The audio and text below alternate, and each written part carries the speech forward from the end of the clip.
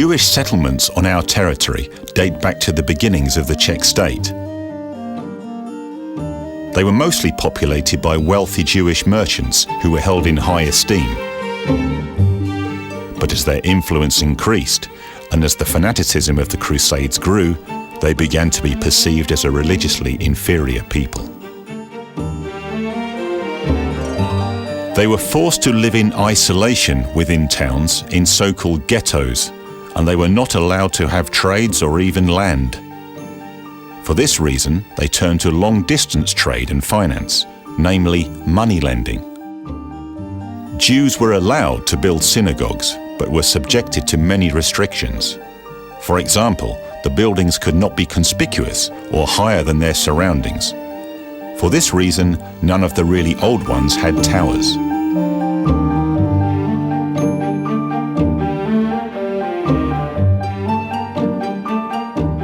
The legal standing of the Jewish population was established by King Przemysl Ottokar II, who issued in 1254 the so-called Jewish Statute, according to which Jews were directly subject to the ruler, who would grant them religious freedom and the right to money trading. For these privileges, the Jewish community had to pay substantial taxes.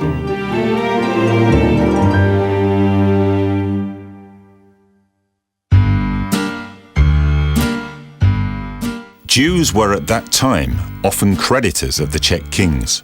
The oldest preserved synagogue in Central Europe, the Old New Synagogue, originates from this era.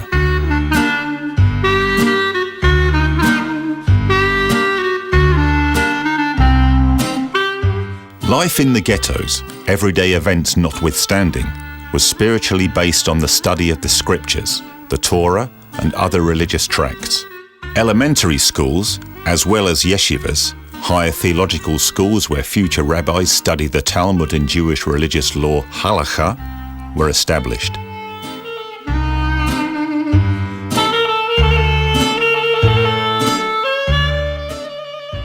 The rabbis living in the Czech lands came from all corners of Europe, and their thinking and writing often surpassed the general level of education and was of an impressive depth.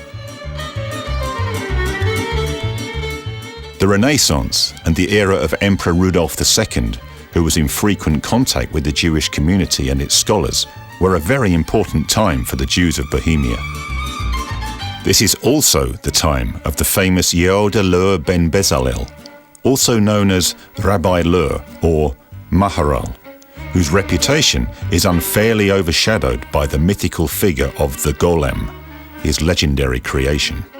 Rabbi Lehr was foremost an influential teacher, philosopher of ethics, humanist, and also educational reformer, who was in many respects in agreement with the pedagogical principles of Jan Amos Komenský.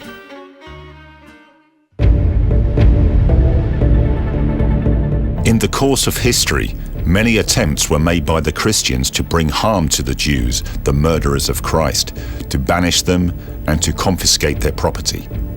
These pogroms aimed at the Jewish population were nevertheless chiefly motivated by avarice or religious fanaticism.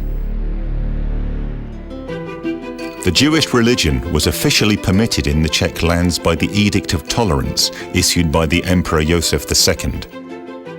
The edict enabled the citizens of Jewish origin to move into towns where new synagogues were built, their appearance often exhibiting contemporary architectural trends.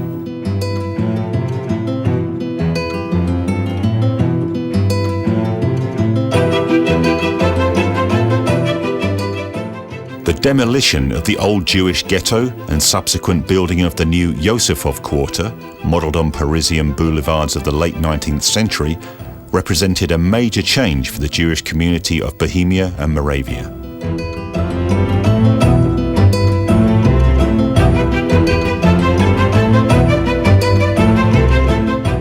As compensation, the Emperor Franz Joseph I financed the building of the Jubilee Synagogue.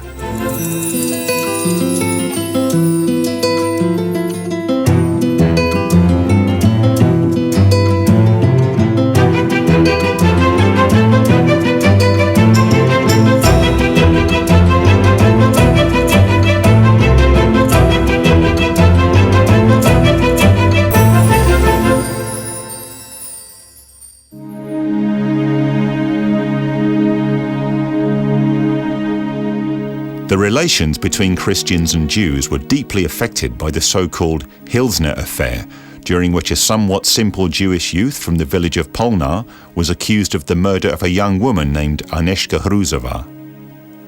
The case resonated with the other anti-Jewish campaigns and the general anti-Semitic mood then prevalent in the whole of Europe. Among the few who stood up for Hilsner was Professor Tomáš Garrigue-Masaryk, the future president of the Czechoslovak Republic, who gained worldwide acclaim for his stance. The economic and cultural expansion of the Czech lands at the turn of the 19th and 20th century was closely associated with the German-speaking Jewish milieu. Its foremost representatives are the writers Franz Kafka and Max Brod. Towards the end of his life, Franz Kafka asked his friends to destroy his work, but Max Brod refused, and thus ensured the preservation of Kafka's literary output for posterity.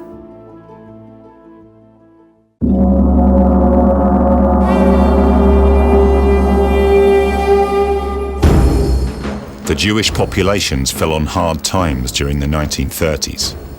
Many Jews then crossed our land trying to escape from Hitler's Germany. During the ensuing Holocaust, only 10% of Czech Jews survived.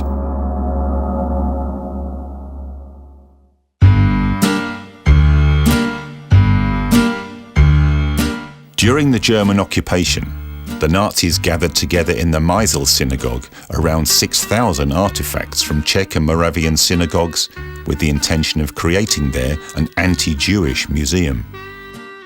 Paradoxically, thanks to their efforts, many rare objects were preserved and became the foundation for today's Jewish museum.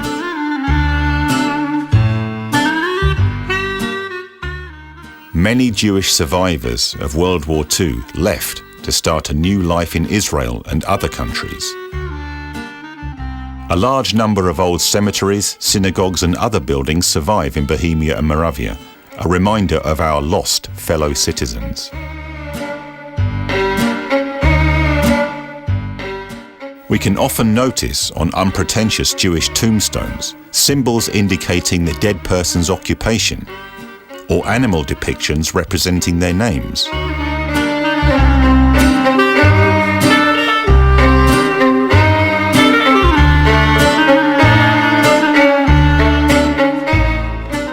Several Jewish communities in today's Bohemia and Moravia live according to tradition, and in some places endeavour to restore original buildings.